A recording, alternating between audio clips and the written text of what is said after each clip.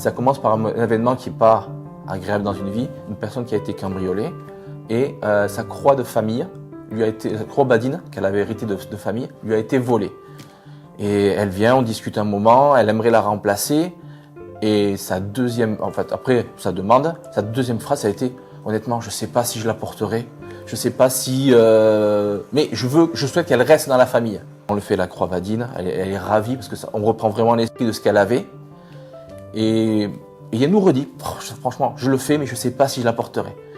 Et finalement, peut-être 1 ou 2 ans après, on la voit repasser, cette dame, et elle nous montre dans son décolleté la croix badine. Elle me dit, en fait, je la porte tout le temps, quasiment tous les jours.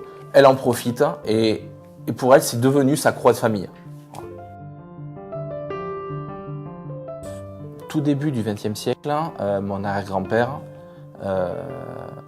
est rentré donc en bijouterie par hasard, parce qu'en fait il travaillait en ferronnerie. Et un apprenti lui a fait tomber un morceau de fer incandescent dans la botte. Il n'a pas pu continuer à travailler pendant quelques temps, il était entre guillemets en maladie, à l'époque c'était plus simple. Il ne travaillait pas tout simplement. Et mon arrière-arrière-grand-mère faisait les ménages chez charpentiers, chez d'autres bijoutiers. Et le chef d'atelier lui disait, dis à ton fils de venir, qu'il ne reste pas à la maison tout seul. Donc il est rentré comme ça en bijouterie, il s'est mis un peu à la cheville et c'est parti.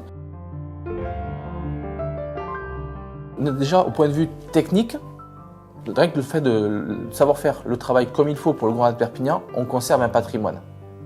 Parce que si on industrialise la fabrication, on se simplifie la vie, mais on perd un savoir-faire, on perd notre patrimoine. Ce que faisaient les anciens, ça fait partie de notre patrimoine, c'est une tradition. Ce qu'on va inventer aujourd'hui n'est pas forcément traditionnel. Ça peut le devenir, mais le Grand Raid de Perpignan, c'est vraiment le savoir-faire, c'est ce que faisaient les anciens, qui nous a été transmis, qui est important dans le patrimoine.